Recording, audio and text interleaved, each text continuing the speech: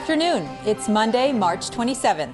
I'm Yael Shir, and this is IBA News, broadcasting live from Jerusalem. At this hour, Prime Minister Benjamin Netanyahu is set to address the annual conference of the American-Israeli Public Affairs in Washington through a live satellite link. Addressing the conference yesterday, U.S. Vice President Mike Pence said the transfer of the U.S. Embassy from Tel Aviv to Jerusalem is still under consideration. Speaking at the start of the conference last night, he also discussed the administration's foreign policy and vowed the U.S. would do everything within its power to prevent Tehran from acquiring a nuclear bomb. Pence also spoke about the importance of strengthening ties with Israel and the need to pursue a comprehensive peace agreement between Israel and the Palestinians.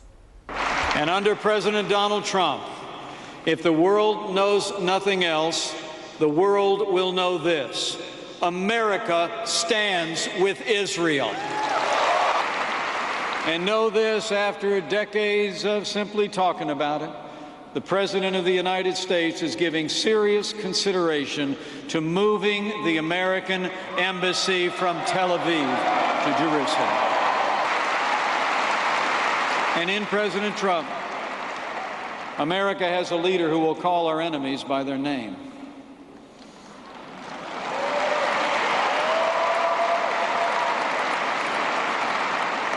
Just last week in London, in the shadow of Parliament, radical Islamic terrorism reared its ugly head, claiming the lives of innocent civilians, including an American.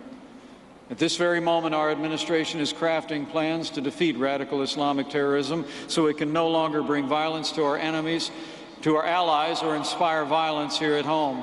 And let me be clear, President Trump is working with our military. The American people can know this: we will hunt down and destroy ISIS at its source so it can no longer threaten our people, our allies, or our most cherished ally, Israel. Also speaking at AIPAC, Israel's ambassador to Washington, Ron Dermer, lauded ties between Washington and Jerusalem, saying there is no daylight between our two governments. He described the meeting between U.S. President Donald Trump and Prime Minister Benjamin Netanyahu in Washington last month as a meeting of minds. Dermer went on to warn the forum of the dangers posed by the nuclear deal reached with Tehran in July of 2015, emphasizing that Iran's aggression and terrorist activities have grown since the deal was signed and the sanctions removed.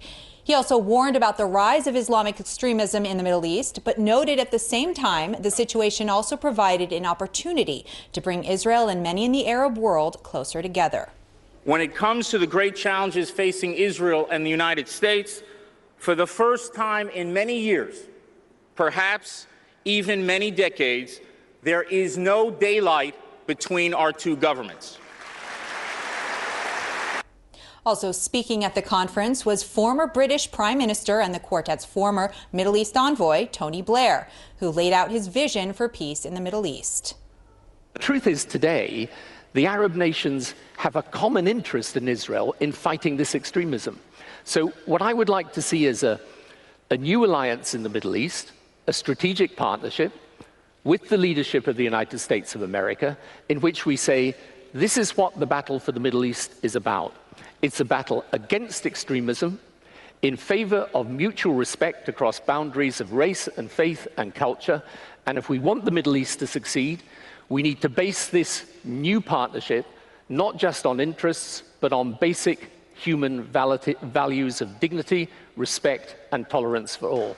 You know, of course the security is important, but I tell you what else is important: the economy is important.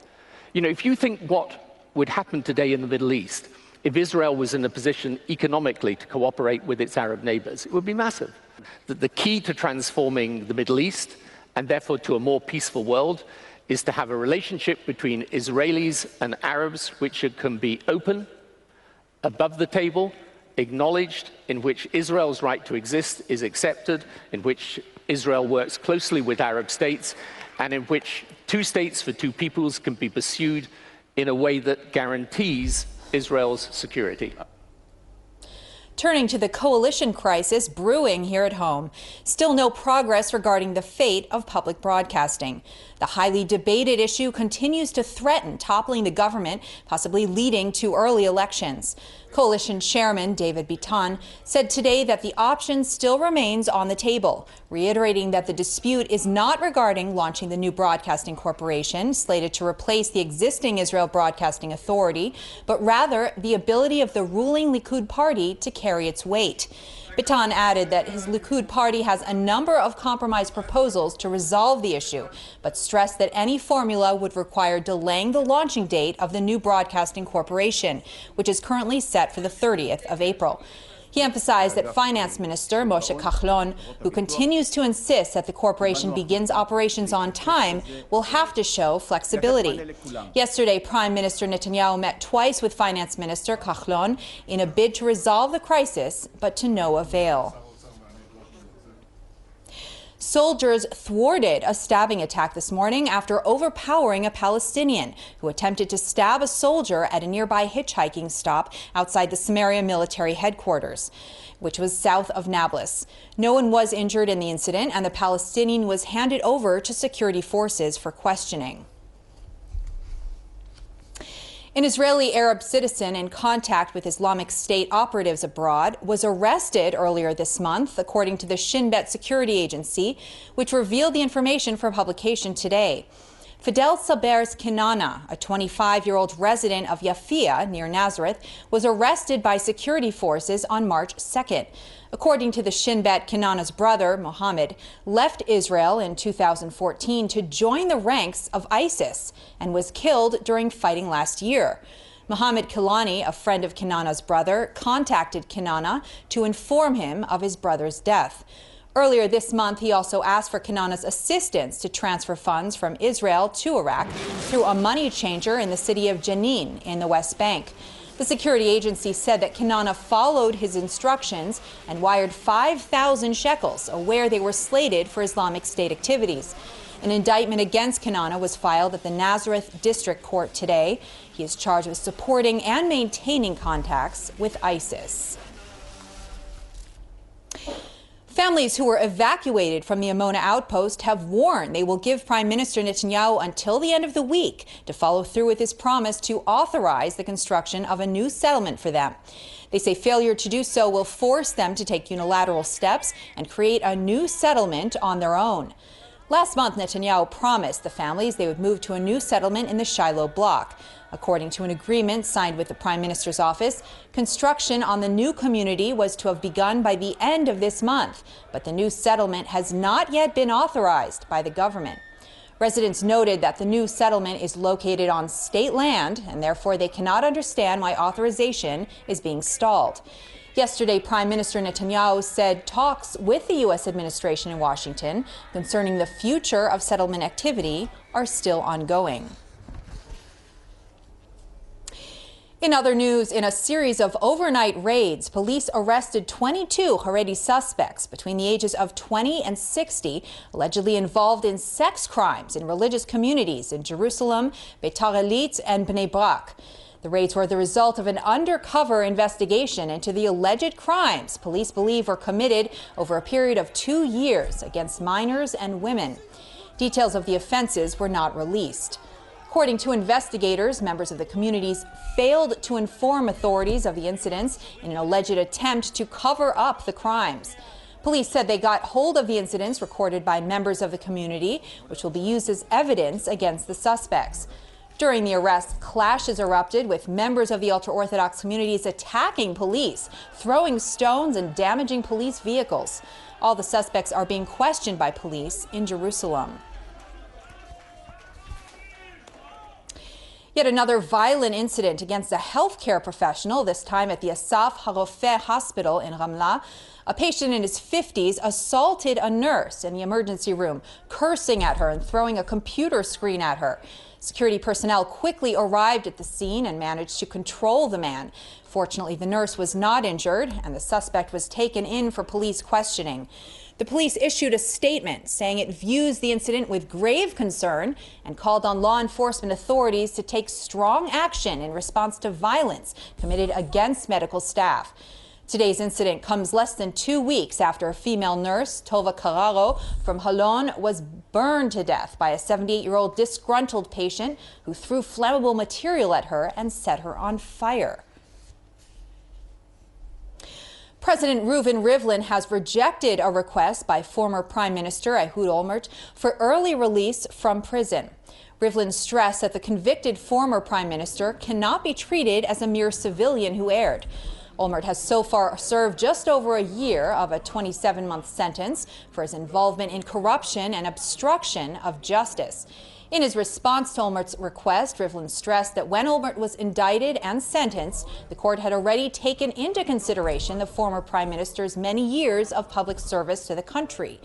Olmert began serving his sentence in February last year, becoming the first prime minister ever to be jailed. Earlier this month, Justice Minister Ayelet Shaked recommended that Olmert be pardoned, but the Justice Ministry opposed such a move. The Israeli Mossad intelligence agency has reportedly tried to infiltrate the French espionage service and recruit double agents to provide intelligence on Syria's chemical weapons program. According to the French daily Le Monde, spies from both spy agencies worked on a joint operation launched in 2010 to collect intelligence on Syria's unconventional weapons. The paper said that the Israeli agents took advantage of the close rapport with their French counterparts to recruit them into permanent intelligence sources, using money and expensive gifts. The newspaper reported that after these unauthorized exchanges were uncovered, the French intelligence agency filed a complaint with the Mossad. The Israeli agents involved have reportedly left the Mossad and now work as businessmen in Tel Aviv. Iranian President Hassan Rouhani traveled to Moscow today, where he's scheduled to meet with Russian President Vladimir Putin, as well as other senior Russian government officials. Trade, energy, economy, the regional situation in the Middle East, and Syria are among the topics that the two leaders are expected to discuss. The trip will be the Iranian president's last before the Islamic Republic's general elections, which are scheduled to take place on May 19th. For those of you who are too lazy to recycle, a new waste collection plant near Tel Aviv does it for you. The $110 million facility creates something called refuse-derived fuel, transforming waste into small bits of high-energy fuel that is then sent to a cement factory where it is burned. Experts claim it is a major step towards making the environment greener by preventing landmine waste and other environmental hazards. The factory handles about 1,500 tons of trash each day, which is about half of the trash of all the residents in Tel Aviv and the surrounding suburbs. We have 1.5 million people treating their waste in this facility. This facility is part of our recycling park, which includes a few facilities, a few for organic facilities, and this facility mainly will treat the dry materials. So half of the waste of the Dan region area will go into this facility and will be separated and will produce green energy for the cement plant. So what you see here behind us is the biggest facility in the world, biggest separation unit for producing RDF. It's a huge step for Israel towards good environment, better environment, and we hope in the future to build other facilities that will treat also organic waste and will be all together with this facility as part of our recycling park. Dragons, dancing, and Chinese music were part of the opening ceremony at Ben Gurion Airport yesterday to mark the launching of Hong Kong's Carrier Cathay Pacific's inaugural route to and from Israel. Paul Liu, Director of Corporate Development at Cathay Pacific, told reporters that the company is extremely excited to launch the service between Tel Aviv and Hong Kong, which he described as two advanced business centers. Cathay Pacific will operate 4 flights from Tel Aviv to Hong Kong and vice versa on Sunday, Tuesday, Thursday, and Saturday every week. In local entertainment, the 16th annual Jerusalem Arts Festival kicks off tomorrow, featuring dozens of plays, concerts, and dance performances at the city's major concert halls and theaters. The festival, which has become a tradition, showcases the capital's unique and vibrant cultural scene. It is produced by the municipality's Culture and Arts Department and spotlights some of Jerusalem's top acts for affordable prices. You're right now looking at a clip from one of the event's shows, Rainbow of Music, featuring the Ramatayim Men's Choir in collaboration with the Malki Foundation in a musical celebration that combines Hasidic and Israeli music with Broadway and opera.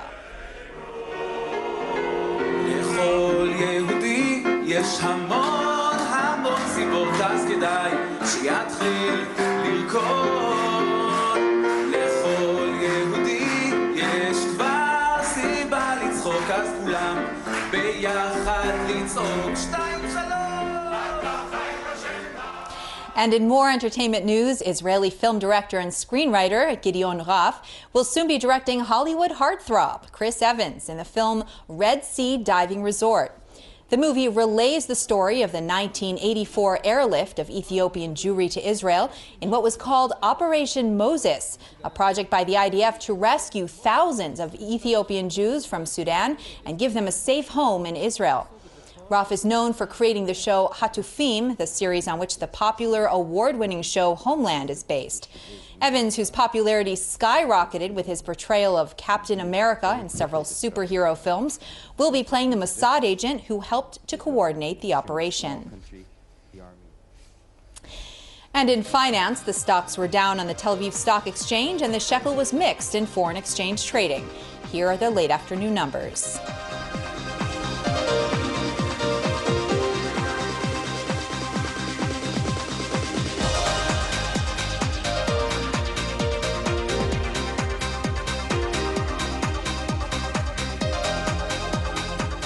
Turning to the forecast, the IBA weather team says tonight will be partly cloudy.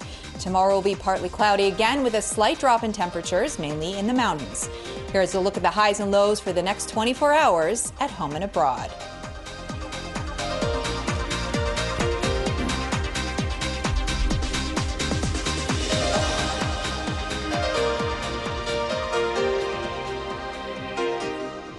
That's all for this newscast. Join us again tomorrow, same time, same channel, when Laura Cornfield will be at the desk.